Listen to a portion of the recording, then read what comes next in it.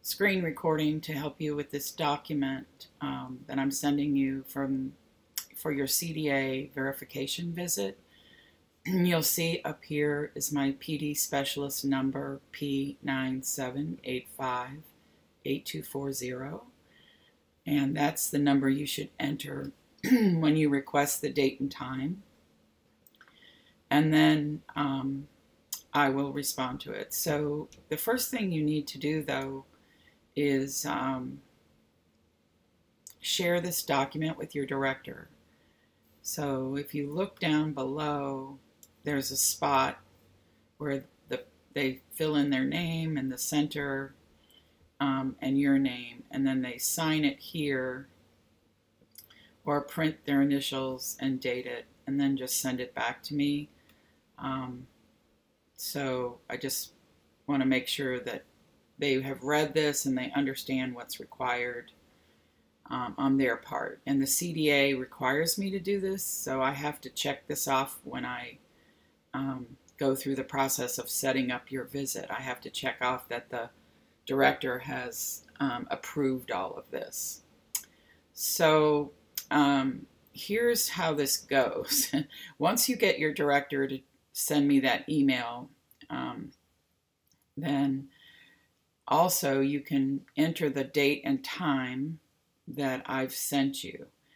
So by now, by the time you get this document, you should have an idea from me of when we can set the appointment up. So go ahead into the council and submit the date and time we've agreed on by email or by phone if we talked by phone. And then I will get that and I will accept it. And then you'll be notified that I've accepted it. And at that point, the CDA Council will send me a ready to schedule notice and the forms that I need to fill out when I visit. So a lot of times candidates don't realize that until I get this ready to schedule and form, I can't do anything. So the most important thing you can do right now is get your director to sign off on all this, and then also make sure you send me the date and time so I can accept it. So for the visit, just so you understand how it kind of goes, I don't know how much you may already know this from seeing other people do it. So, but if not, I'll come and I'll ask to see your driver's license. And please let me know what is required of me that day. I definitely always know to carry an ID, of course. And I'm happy to abide by any of your center's requirements. So please know that. Just tell me what it is and I'm happy to do it. During COVID, if you need my vaccination card, I will always wear a mask. Even if they're not required anymore, I'll still wear one because I am around children who are unvaccinated because of doing these visits, so I just don't want to take any chances. The next thing I'll do is visit your classroom, and I have a list that I'll be checking things off of, and you can see the list when I'm done, but don't worry about that. I'm not evaluating anything. I'm not a licensing person, but I am responsible for reviewing standards that are similar to what the Licensing Council looks at. But all of that is in your CDA guide work that you've done already. So I will be showing you everything I write down before I go. So nothing I write down will be kept from you. I just don't want you to worry. I've been a teacher for over 40 years. I've been doing these visits for 6-7 years. And I hope they're relaxed and that, you know, I enjoy being around you and the children, and don't worry about that.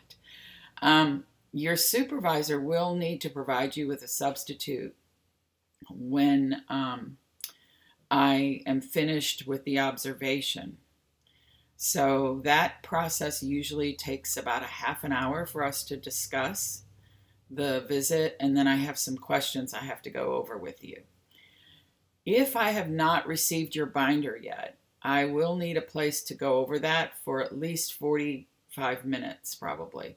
But usually during COVID, what I've been doing is you can bring me the binder to my home, and I have a special place that I keep those under wraps, so they're confidential. I have a home office, and then I will return it to you when I come for your visit and go over it with you.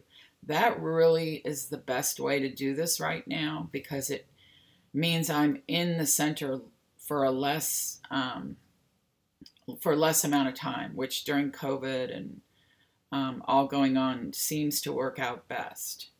So if we can arrange for you to get me your binder right away, I can go over that and score it and have it ready for you. And then I just need to do my observation that day.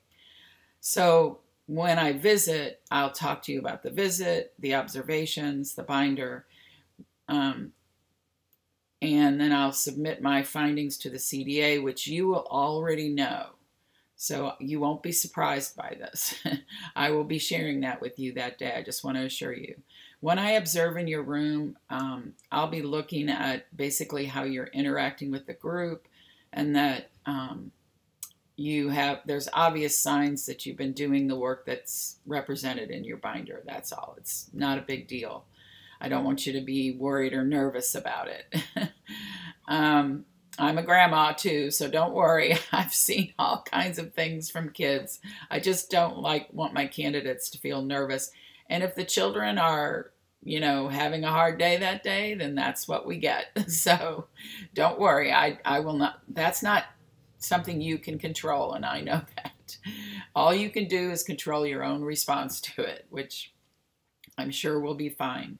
So please don't worry if the children are having a hard day or anything of that nature. I understand what the world of childcare and early childhood is like, so I hope that reassures you. And remember, I'm not there to do anything but check off the CDA standards. So hopefully you and your director can look at this and we can get started with the process. And again, my congratulations.